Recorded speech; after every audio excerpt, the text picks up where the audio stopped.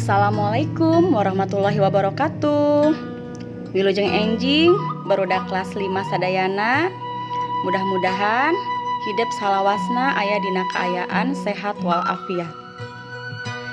Dinten ieu ibu bade ngabimbing hidup pikeun diajar ngeunaan aksara Sunda anu disebut oge kaganga bagian kahiji. Hayu urang kawitan, tapi sata acan eta yuk hidup kedah semangat heula belajar nanya. Urang Sunda oge boga aksara sorangan lain ngan saukur aksara Laten siga anu ayeuna sok dipake sapopoe. Aksara Sunda disebutna kaganga. Kaganga beda jeung aksara Jawa. Aksara Jawa mah disebutna hanacaraka. Dina aksara Sunda aya 3 bagian. Anu kahijina nyaeta aksara suara atawa disebut oge huruf vokal. Contona ieu.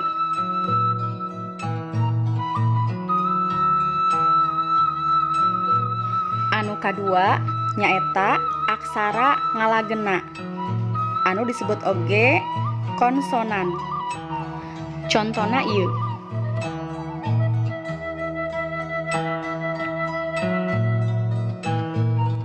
Bagian anu katiluna nyaeta rarangken. Rarangken upami dina bahasa Indonesia disebutna penghubung. Kunaon kedah aya rarangken? Lantaran kabeh dina aksara Sunda sorana kana a. Janten kedah aya rarangken pikeun ngarobah sorana. Dina bagian kahiji ieu, ibu bakal ngajelaskeun ngeunaan aksara suara atanapi vokal jeung sababaraha hiji conto rarangken. Tah ayeuna mah hayu urang diajar nulis jeung maca aksara Sunda. Sok tengetan ku hideup penjelasan ibu ieu. Aksara suara atanapi vokal jumlah hurufna aya 7 nyaeta A, I, U, E nganggo curep, O, E sareng E. Pratoskeun di dieu aya 2 huruf anu sami nyaeta huruf E sareng huruf E. Huruf E ditandaan ku curek di luhurna, aya curek. Sedangkan huruf E mah teu aya. Contona dina huruf E anu aya curekan nyaeta B, ca, sate. Dina huruf E mah contona apel, selang, selang, gelas sarang sajabana. Tah ayeuna mah urang diajar nyeratkeun aksara suara. Kukituna siapkeun heula alat-alat tulisna, buku utamina buku sareng pulpen. Kusabab diajar aksara Sunda mah kedah sambil praktek. Aksara suara nu pertama huruf A. Cara nyeratkeun huruf A siga kieu.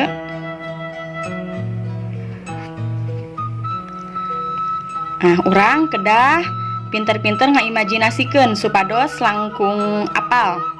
Tiasa langkung apal. Hurufna ieu siga angka 3. Mirip angka 3. Upami angka 3 pan kieu. Upami ieu mah rada dimencoskeun. Ayeuna huruf I. I siga kieu. Garis heula sakedik. Miringkeun. Nah, siga kieu ieu dibacana I.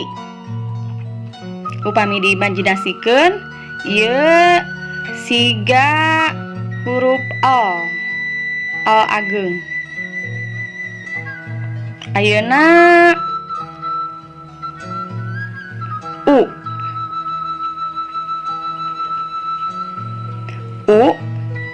hiratna siga kieu.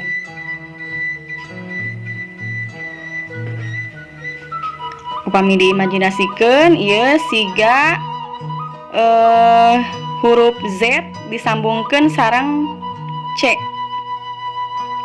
Z heula terus nyambung kanu C. Ayeuna huruf E.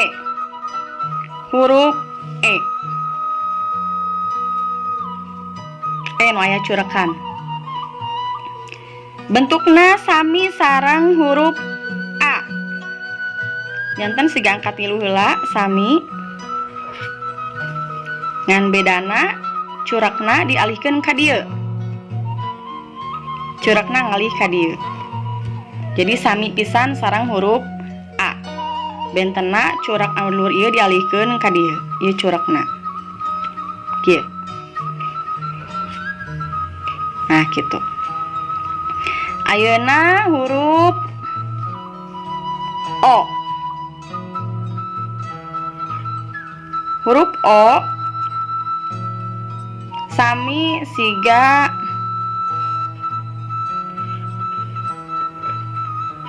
kieu. Hurufna hampir mirip siga huruf U. Tapi huruf U mah buntutna huruf C, ieu mah buntutna huruf N. Jadi Z sareng N. Ayeuna huruf E.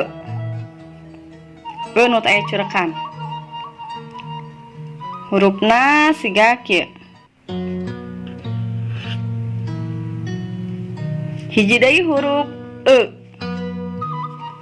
Huruf E. Siga kieu hurufna. Hampir mirip sareng huruf A, sareng E curek. Huruf E mah di luhurna nganggo topi. Ieu huruf E. Jadi huruf anu sami bentukna nyaeta huruf A, huruf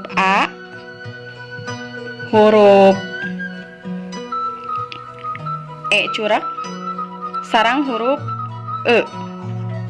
Huruf A mah siga angka 3. Kieu nya siga angka 3. Huruf E mah sami siga angka 3 tapi di dieu nganggo curak. Huruf E mah di luhurna nganggo topi. Nah, sakieu. Ieu huruf aksara suara atanapi vokal. Ayeuna urang teraskeun kana rarangken. Kulantaran kabeh aksara dina aksara Sunda mah sorana kana huruf A sadayana. Nah, berarti hidup perlu wanoh kana nu namina rarangken. Rarangken ieu gunana kanggo ngarobah sora. Saleresna aya seueur rarangken dina aksara Sunda. Aya anu dihareup, aya anu di luhur, anu di tukang. Ayeuna mah dina bagian kahiji, ibu bade ngenalkeun ka hideup 2 jenis rarangken. Ieu anu di rarangken tanda buleud. Buleud ieu nambah sora ang dina tungtung aksara. Contona urang tos terang ieu teh A. Ieu A. Tapi upami di luhurna urang ditambihan rarangken siga kieu. Nah, ieu dibacana sanes A deui. Ieu dibacana janten ang. Ayeuna tanda sapertos kieu siga checklist, siga huruf checklist. Nah, ieu gunana kanggo nambah sora R dina tungtung aksara. Contona urang A deui wae. A hurufna siga kieu. Upami di luhurna ku urang ditambihan tanda ieu Ieu bakal robah sorana jadi ar. Hiji deui rarangken anu disimpena di tukang nyaeta rarangken anu tandana siga kieu. Gunana kanggo nambah sora dina tungtung aksara. Contona ieu haya a, ieu huruf a. Upami tambihan rarangken siga kieu, rarangken ieu bakal nambahan sorana janten ah. A,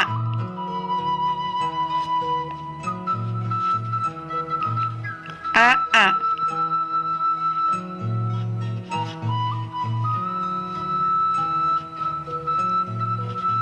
ah,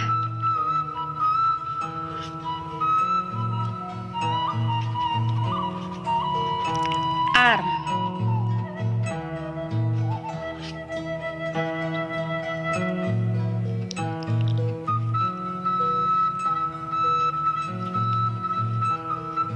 ah. Ini huruf i. I, a ditambahan i, ai, i sarang a, iya, i ditambah i nu nganggo rarangken akhir eng, ing, a tambah huruf i nu nganggo curak, air,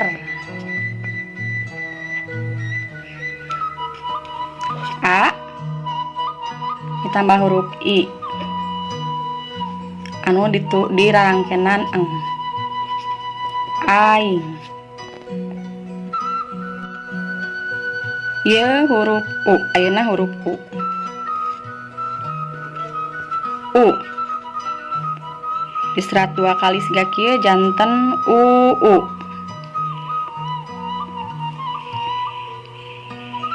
Ayeuna u di akhiran ku rarangken janten u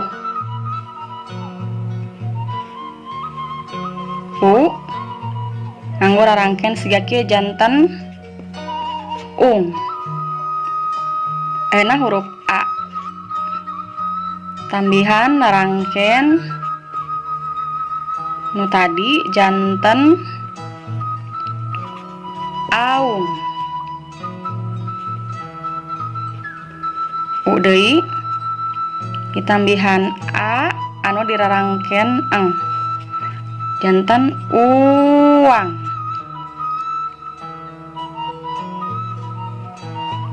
Ieu tambihan sareng janten iung.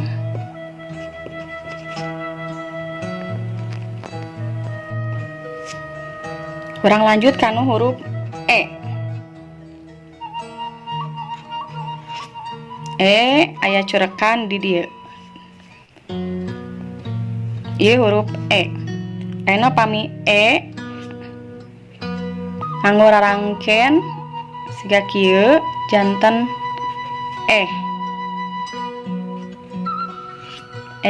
upami ditambihan siga kieu sareng i janten ei.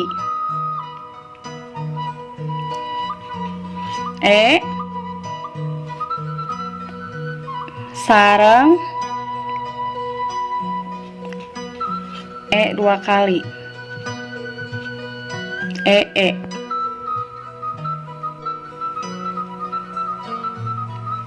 Lanjut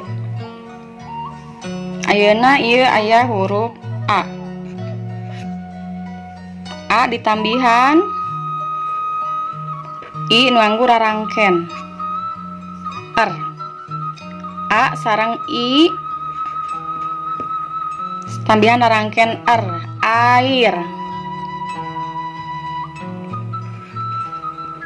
Enak ieu u tambihan sareng anu nganggo rangken uar. I ditambihan narangken u nganggo rarangken janten iur. Enak ieu a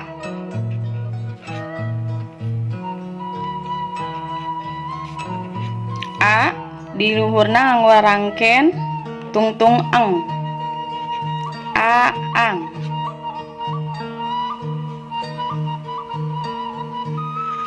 Ieu huruf i ina 2 kali i tambihan rarangken di luhur eng iing.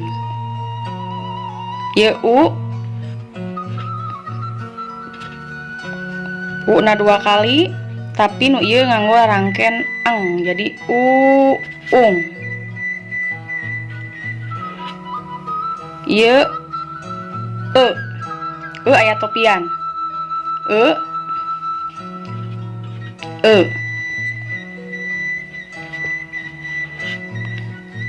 na ieu dipaehkeun ku eng rarangken eng jadi eung.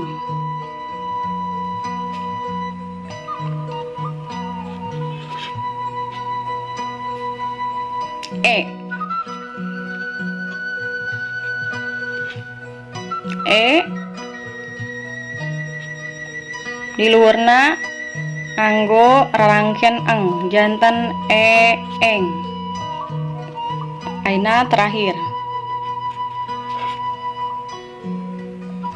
a tambihan huruf aya topian anu nganggo rarangken eng jadi aeung. Saatu dijelaskeun ku ibu, hayu aya nama urang praktek.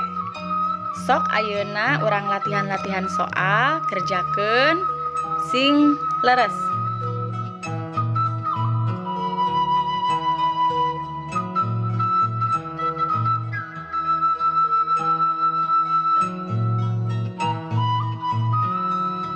Sakieu heula penjelasan ibu ngeunaan aksara Sunda.